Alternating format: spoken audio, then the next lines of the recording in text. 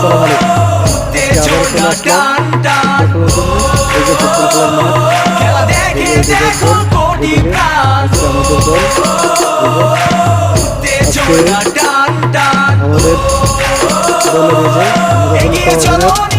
ভাই কিছু বলেন। চল চল চল চল খেলা দেখে নিয়ে দল বল চল চল চল সবাই একসাথে বল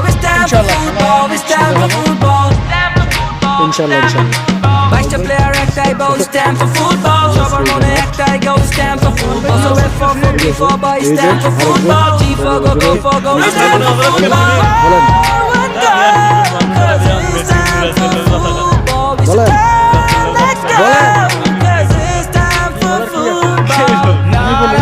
বলেন এই যে গোলকিপার